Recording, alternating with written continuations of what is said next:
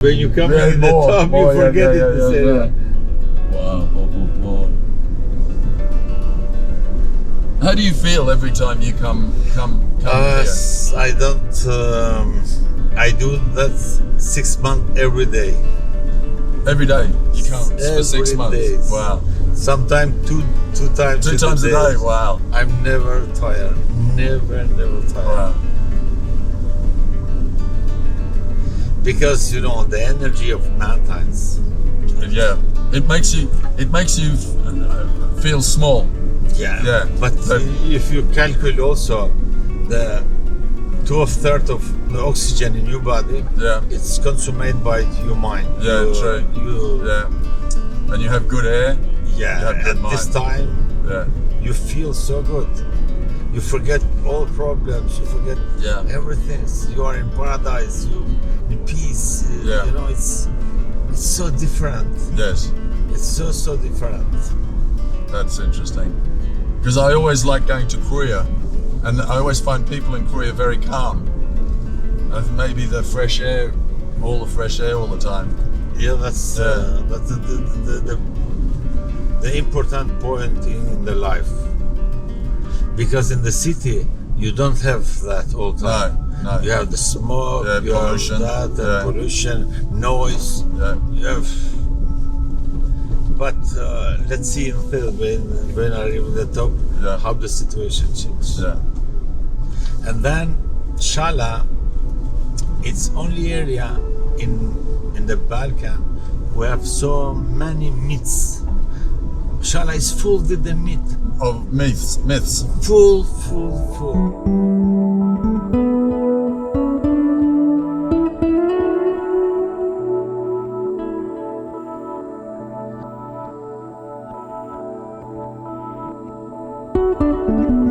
So you are welcome in the Dugajin area. This is the Shalës Valley. So in this area, the enemy, the occupator are never coming, never the Byzantine, never the Romans, but never also the Ottomans. So the people live here in the liberty, are so strong because of the mountains, because of the power of the mountains, energy of the mountains. So the people in the belief are between nature and the Christianism, but more, I think it's more percent to the nature, to the energy of the mountains. Oh, the myths from the protect, and from the myths from many years ago. So are really special in the beliefs, really special in the ceremony of the dead, really special in the dress, and especially also in the hospitality. Yeah, and so much of these beliefs are still evident today. When you come here, they still practice these old customs in this area. Yeah, this really particularly, and you can feel that in the way. So let's do the way. Let's go. It's a fantastic opening to the Shalës Valley. What a way to begin a journey. You're welcome, but it's also really special also for the tourists. Yeah. Because it's 100% nature. Every step you have the water, the sources of water. Yeah. And you're from Shalës. I was ground 14 years. I was ground 14 years. Yeah. You have your business in Shkodra. How often do you come up to Shalës? How often do you? I think I come more than 20 times in the years, 200 times in the years. 200 times a year. Yeah. So you're continually doing this. Yeah, because I need this energy from the mountains, and I miss it. If I am in the city, I miss this energy from the. And when you get back to Shkodra, you're. Yeah, I feel much better. That's why you're a successful businessman. From the mountains, giving you the energy. Yeah, let's say. Let's say. It's wonderful. Let's go. Let's go. Check out Shalës.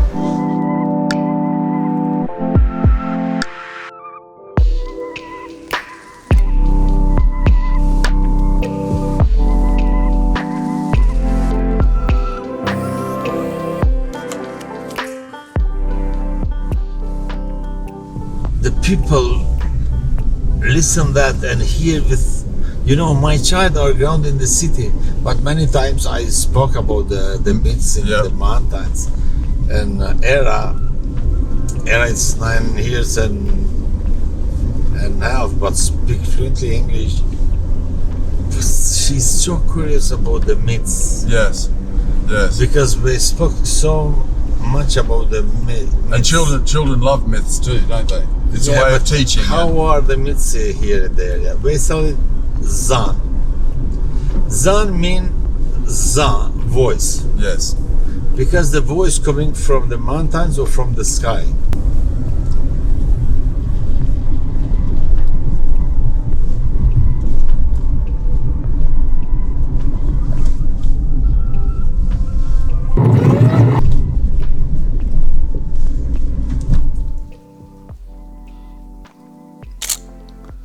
Bravo, falem shumë.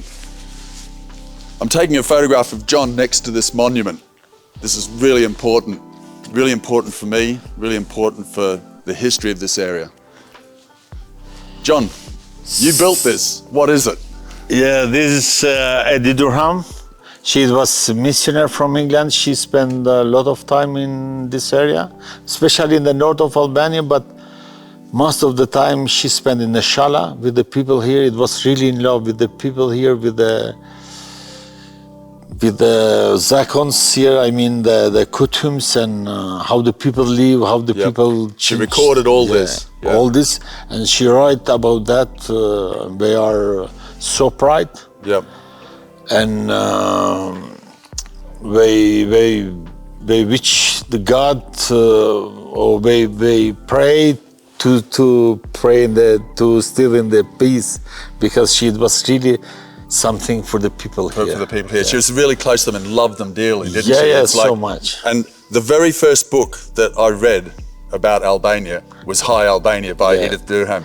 Yeah, that's Hi Albania, you see. Yeah. Yeah, it's such a wonderful book, and if you want to inroad into northern Albanian culture and her travels, it's one of the great travel books. And what an amazing woman to travel, just her and Marco, her guide, and that was it. She didn't come with anyone else, a woman alone in these wild mountains, but they loved her and respected her. She was called here in the area Kraljica, because the people here think she come from the royal, the king royal house, family, from England. Yeah. But Kraljica mean the head. Coca. It's same word, you know. Yeah. So mean she come from the high class from the England. Right. To here, so it was so respected, and today also the child know his name and the books and you know, and many of the letters, and she played a part in the independence of Albania as well. Yeah, it was really. She has some connection between England ambassador or consulate in Trieste and Albania. She wrote many letters. They didn't like her a lot sometimes because she spoke her mind, and they found it hard to take the word from a woman that hadn't been to university, that knew more about this area and the people than they did, and she'd put them in their place sometimes. But let's say Albania have respect, because you have the many schools in Albania who have after her name, and you see streets named after her. Streets and so when you look around and you travel around Albania, you see her a lot. And I think it's more known in Albania and England. Oh, absolutely. People in England don't know of her at all. But if you come to Albania and you mention Edith Durham, pretty much everyone knows her. And she didn't come from the royal family. Maybe if she did, she would have been more well known. She was the daughter of a doctor, and she had to look after her elderly mother, or her mother became ill, and being the youngest daughter, it was her responsibility. And she started to have emotional problems in her 30s, I think. So quite late in life, and the physician of the family said, you need to have a break from looking after your mother. And rather than just going on holidays, she decided to go on adventures in Albania. It's just a remarkable woman. Yeah, it was some recommendation also from the doctor, but because she had the problem with her health, with pneumonia as well. And then here it was much better. And I was so pleased when I found out several years ago that you'd made this monument to her. It only made sense. You're a man from Shalës and you loved Edith Durham as much as anybody that reads her books. Yeah, and probably means more to you. Yeah, the respect is, you know, the people, I think the mirënjohje more respect, So they have this mirëinjohje from Edith Durham. It's something because the people who have the mirëinjohje have everything. Right. Oh, mirëinjohje. Right. Yes. Yeah. Gratitude. Gratitude. What do you think your father would say if he saw Charlotte today? What would be his...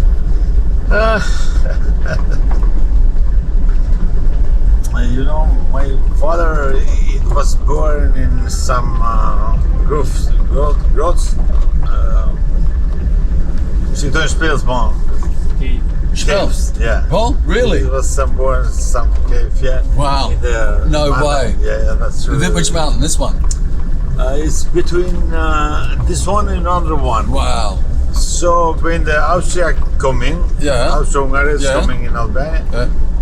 What year was he born? It was born because the people left the houses. No, Soviet. If my father is alive now, because it's died in 1994.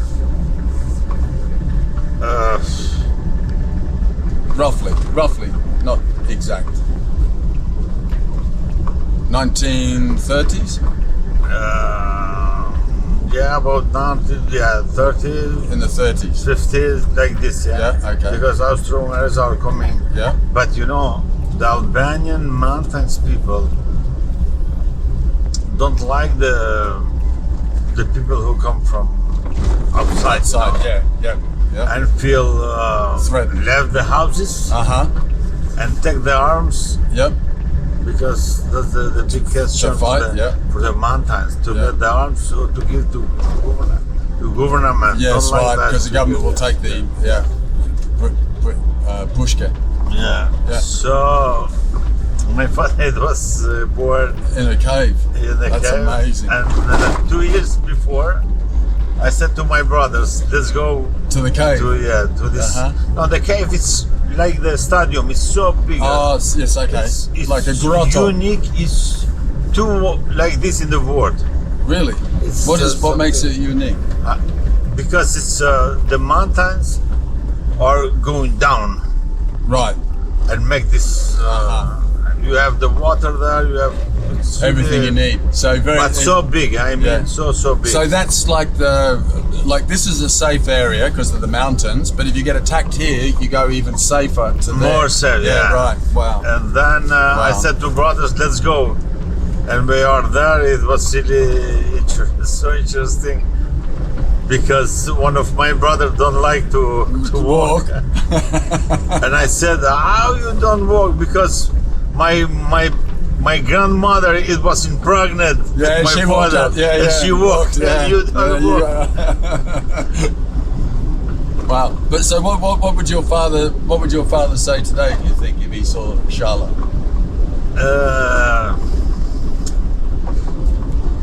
You know, Shala is many things are broke because all things to the communism build it are broke. Yeah.